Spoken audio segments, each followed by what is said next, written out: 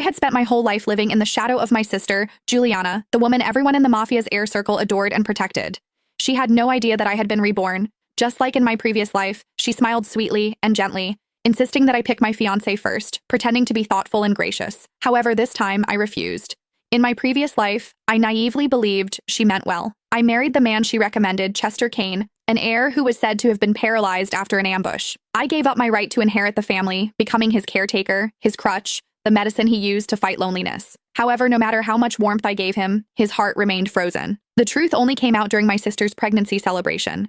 When an assassin from a rival family raised his gun toward her belly, the man who had not stood in years suddenly rose to his feet. He shoved me toward the muzzle of the gun. All 7 bullets tore into my womb. As I collapsed, I saw him pull my sister into his arms, shielding her with his own body and taking the final shot for her. Only then did I understand.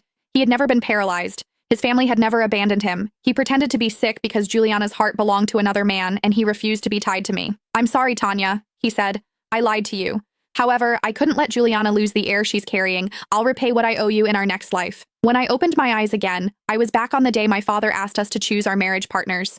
This time, I chose no one. Yet back then, they were the ones who begged for my love. "Go ahead, sis. You pick first. You're the delicate one, and you need a strong family to have your back." Juliana Larson forced a sweet tone, playing the caring sister just like she did in her previous life. However, her eyes betrayed her, locking onto Seth Rogers, the Rogers family heir, with an affection she could not hide. The word in the mafia circles was that she and Seth had been secretly tangled up for ages. Dad would definitely keep Seth for her. In my previous life, to keep her happy, I picked Chester Kane, even though he was wheelchair-bound. I thought I was being the bigger person, but I walked straight into a living hell. I could still feel those last moments from my previous life. 7 bullets ripped through me, and I had hit the ground, clutching my belly. Chester's medics stormed in but did not even glance my way. They all flocked to Juliana, who was barely scratched. Huddled in Chester's embrace, she quivered. "Chester, it hurts. It's my fault. I shouldn't have ditched the guards just to spite Tanya." The family elders could not stop singing her praises. The sweetest girl, who, even hurt, did not blame her sister. She soaked up all the attention, while I lay dying on the cold floor. It was not until I almost bled out that she suddenly remembered me and yelled for the doctors.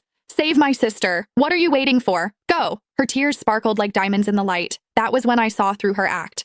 That was why I laughed when Dad asked me who I wanted. "Since Juliana is so thoughtful, I won't hold back. I'll take Seth." "What?" Juliana's smile disappeared as her eyes welled up with tears. "Tanya, you're well aware of my relationship with Seth." Chester's head snapped up, his eyes widening in shock. Then my father's hand struck my face with a force that echoed through the room. "Look at yourself. Seth is the heir to the Rogers family. Do you really think someone like you, an illegitimate daughter, could marry him? You know he's fond of your sister, yet you choose him on purpose. Are you trying to drive your sister to her grave?" Blood trickled from the corner of my mouth, yet I could not help but